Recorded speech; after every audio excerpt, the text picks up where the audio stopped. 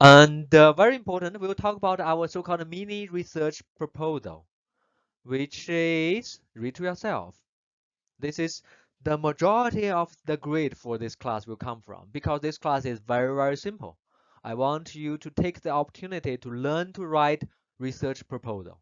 Because as we mentioned, you do research, you need essentially money, resources. And quite often as researcher, we do not have much. We have to ask for money from funding agency by writing a research proposal, tell them what we plan to do and convince them to give us the money to do it. So the mini research proposal, we want you to identify a particular ceramic material or ceramics-based composite or simple ceramic-based device. Could be a single material, could be a composite, could be a ceramics-based device of your own interest. Whatever, battery, fuel cell, some types of sensor, whatever. Okay. And I want you to do some research, do some literature survey of it, and write a mini research proposal. Okay. Mini research proposal to propose what you plan to do, something new about it. And particularly the proposal would be about why is this particular material or device of interest and important. Both are needed. It has to be interesting. Ideally, it also has to be important. Of course, between those two, actually, the interest is the more important because sometimes people may do silly stuff that other people think are useless, but maybe 10 years, 100 years down the road, people find use for them. Make sense?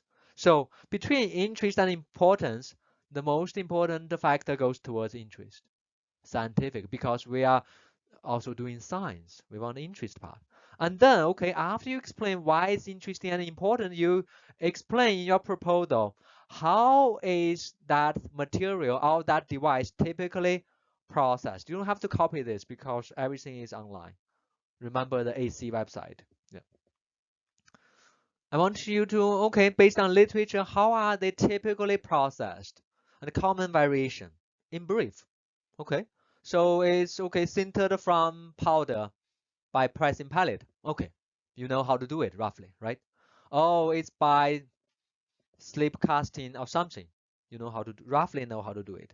And then after you present this, you pose a problem to your audience, to the readers of your proposal. What are the, read to yourself, unanswered question or remaining challenge? If this thing is already perfect, you can do nothing. Don't write a proposal about it, right? There must be unanswered questions or challenge, but in this course, not any challenge. I don't want you to come up with design a new chemistry for battery material. No, that's not the us focus. Related to read processing, because this class is about processing. How do you make it? How do you actually make it? Whether it synthesize new carbon fiber by certain ways or something. Okay. About processing. What are the remaining challenges or unanswered question about processing? And then, what are your hypothesized or your guessed, your proposed solution? That's a problem. That's a challenge. You propose a solution. You propose a answer and a detailed experimental plan, only plan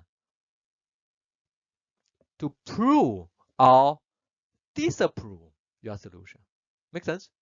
You think scientists write so many proposals to solve this problem, that problem. In the end, do we all solve those problems? Honestly, no. Honestly, no. It's after quite often the proposal, the problem more or less quite often remains. But at least you can do some experiments or theoretical calculation. In our case, more experiment plan to prove your solution to be effective, or you tried and proved, okay, it's not effective because I neglect a certain aspect. Make sense? You have to say, okay, what are your experiment plan? I plan to do, let's say, sintering at different temperatures. Or I want to press this pellet at a different pressure. Okay, and now I see how you do it and why. And then present so-called preliminary result you have collected and the literature search result, if any. That's literature and present to show your plan solution is promising. You try to promise your agent, okay, I plan to do this. You got to show them what you plan to do is sensible, it's practical. You cannot promise, okay, I'm going to take the moon tomorrow with me, and they ask, how do you do it? You said blah blah blah, and then people look at it, right? Not practical, not feasible.